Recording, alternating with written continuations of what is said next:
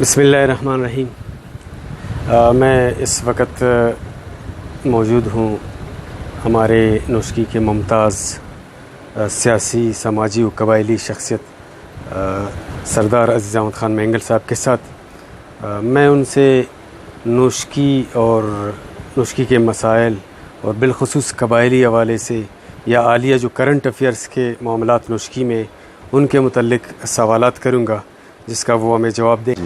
سر صاحب، اس وقت میں آپ سے یہ پوچھنا چاہوں گا کہ نوشکی جو کہ ہمارا ضلع ہے، اس میں مجموعی طور پر امن و امان کا بہت بڑا مسئلہ ہے اور بہت سارے واقعات پیش آ چکے ہیں، اسپیشلی معصوم بچوں کے ساتھ ظلم و زیادتی کا ایک واقعہ بھی، ایک نہیں بلکہ کئی واقعات پیش آ چکے ہیں، لہٰذا آپ اس متعلق ہمیں کیا بتائیں گے؟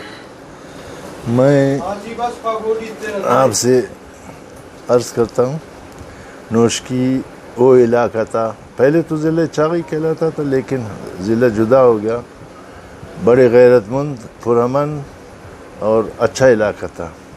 یہاں کے لوگ جو مختلف قبائل رہتے ہیں یہ آپس میں ایک ہوتے تھے، بڑے چیزوں میں ایک ہوتے تھے، خاص کر شرم اور حیا کے بارے میں اور خصوصاً اتفاق کے بارے میں۔ یہ ایسے لوگ تھے کہ ایک دوسرے سے جدا نہیں ہوتے تھے۔ ہمیں تو حیران ہے کہ اس وقت کیا کیا ہو رہا ہے، لیکن یہ ہمارے سردار لوگ، ہمارے متبر لوگ، ہمارے مولانا لوگ، ہمارے سیدان، ہمارے صاحبزادگان، ہمارے باقی شخصیات جو ہے یہ کیوں خاموش بیٹھا ہوئے ہیں، کیوں ادھر ادھر دیکھ کر خاموش بیٹھے ہوئے؟ خاص کر اسپتالوں میں جاوے، صدیوں عورت ہوتے ہے، اس میں ایک عورت بیمار ہے، باقی کوئی بیمار نہیں ہے، باقی ایک بیمار نہیں ہے۔ لیکن افسوس کی بات یہ ہے کہ یہ کیوں خاموش ہے؟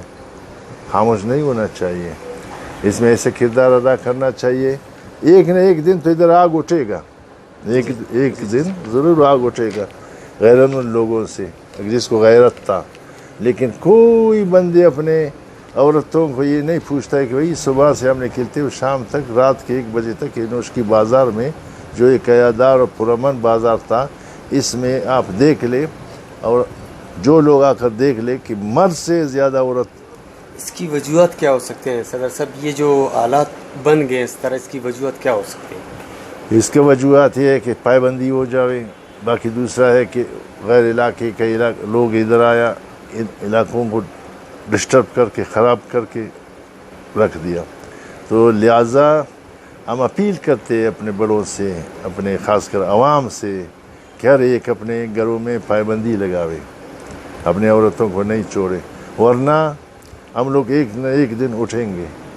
اچھا سر صاحب، یہ جس طرح آپ نے بتایا کہ مطلب پابندی لگنی چاہیے، لیکن بہت سارے ایسے سماجی مسائل ہیں جس میں آپ جیسے معتبرین سردار جو ذمہ داری بنتی تھی، اس سے پہلے سردار صاحبان اپنے علاقے کو کنٹرول کرتے تھے، اپنے قبائل کو اور اپنے عوام کو، لیکن سرداروں نے اپنا کردار جو ہے وہ اب ادا کرنا چھوڑ دیا ہے۔ اس کی کیا وجہ ہے؟ اس کا وجہ یہ ہے کہ بے اتفاق ہو گیا۔ گھر میں 4 دیوالی میں اگر ایک باپ کا 5 بیٹے ہوتے، 6 ہوتے، 7 ہوتے، ان میں بے اتفاقی پیدا ہوا۔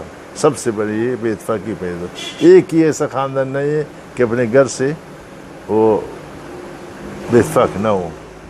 لہٰذا ایک دن ضرور آئے گا، ضرور، کہ ایک عورت بھی بازار میں نہیں پھرے گا۔ باقی خاص کر آج کل یہ چھوٹے معصوموں کو پکنک کے بہانے میں یا دوسرے حساب کے بہانے میں لے جاتے ہیں، ان کو خراب کرتے، اس کے فوٹو لیتے، اس کے موبائل پر یہ لیتے کرتے، تو یہ بڑا ایک خطرناک انجام ہے، اس کا آخر میں خون خرابہ ہوگا۔ سر صاحب، یہ بھی سننے میں آیا ہے کہ یہ جتنے بھی مطلب سماجی برائیاں ہوتی ہیں، ایسے لوگوں کو ہمارے بڑے بڑے اکابرین جو ہمارے سردار، میر، معتبر یا جو سرمایہ دار ہوتا ہے، لینڈ لارڈز ہوتے ہیں، زمیندار ہوتے ہیں، یہ پناہ دے رکھتے ہیں عام پہ ان کو۔ یہ ایک بہت بڑا معاشرتی گناہ نہیں ہے ہمارے اکابرین کے لیے؟ بڑا گناہ ہے، بڑا عذاب ہے۔ اس دنیا میں اس کا منہ کالا ہے، لیکن وہ اپنے کو نہیں جانتا ہے۔ عزت سے زیادہ کوئی چیز نہیں ہوتا ہے، یہ پیٹ میں خاک جاوے مگر سب سے بڑا چیز عزت ہے۔ یہ اپنی عزت کو باہر کپڑے نکال کر ننگا پھر رہے ہیں. خاص کر ہمارے یہاں کے جو متبرین ہیں بڑے ہیں ننگا پھر رہے ہیں. اس کی کوئی توجہ ان چیزوں پہ نہیں ہے. عالم لوگ ہیں مسجدوں میں تقریر کرتے ہیں, جمعے کو تقریر کرتے ہیں, عید پر تقریر کرتے ہیں, باقی دوسرے مسائل اپنا سیاسی تقریر کرتے ہیں, مگر یہ عوام کو نہیں بتاتے کہ بھائی ہمارا شرم آیا تو چلا گیا. حالانکہ نوشکی وہ علاقہ تھا سب سے اچھا اور عزت دار اور عیادار علاقہ تھا. ہم دوسرے شہروں میں مذاق لگا رہے تھے لیکن سب سے زیادہ خراب ہے نوشکی. اب کیا کرنا چاہیے؟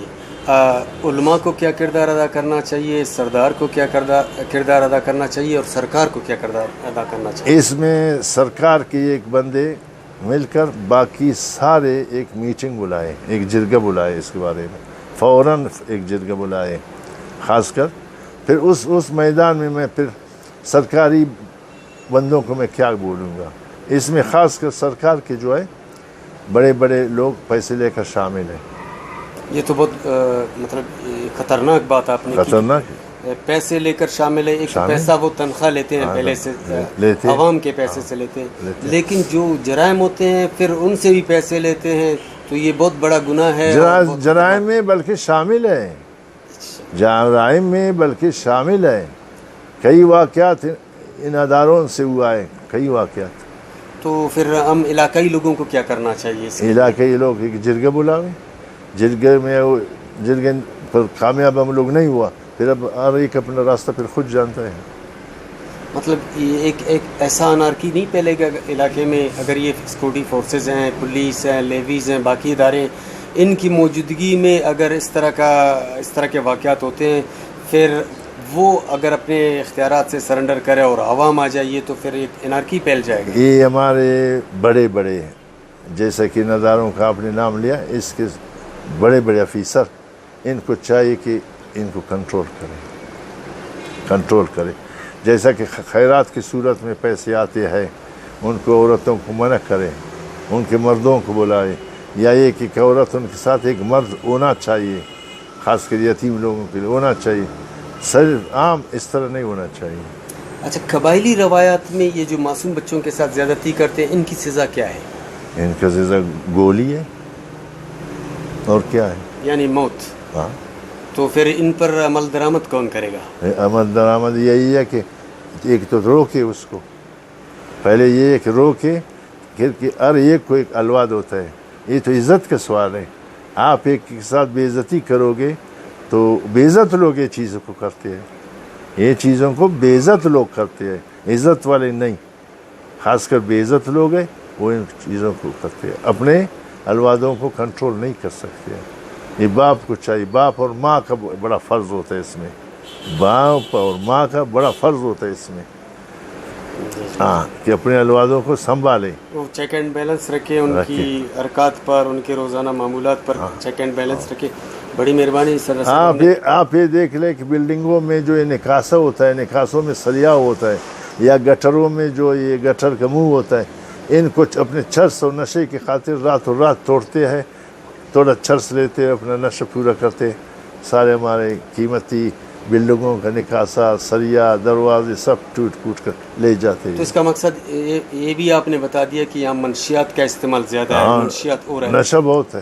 تو سرکار بشمول, پھر میں یہ لفظ دہراؤں گا کہ سردار بشمول علماء اس کی سدباب کے لیے بھی یعنی آگے آئیں اور اپنے لوگوں کو کہیں چوریوں کی سدباب اور نشہ آور جو چیزیں ہیں ان کی روک تھام, اور اس کے علاوہ اور بہت ساری برائیاں ہیں. تو بحیثیت قبائلی سردار آپ کیا کردار ادا کرنے کے لیے تیار ہیں؟ میں تو یہی کہہ دیا کہ اس کے لیے یہ جرگہ کا ضرورت ہے, جرگہ کا ضرورت ہے. جرگے میں بیٹھ کر پھر فیصلے کرے, پھر اس کا سدباب ہوتا ہے.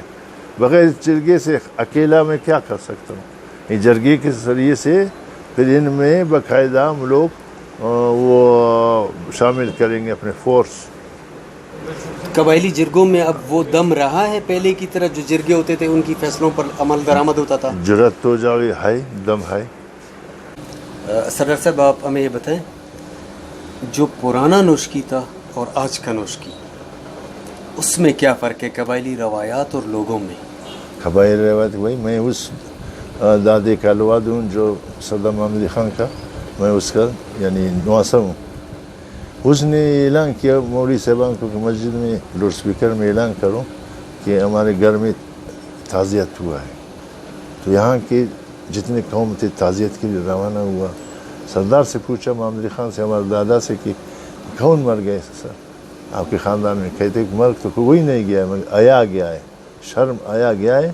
میں کونٹھی اسی لیے ڈالا ہوں اپنے بیٹھک میں، تعزیت لے رہا ہوں کہ تاکہ دعا کرو کہ یہ اچھا وہ نہیں، یہ بات ختم ہونا چاہیے.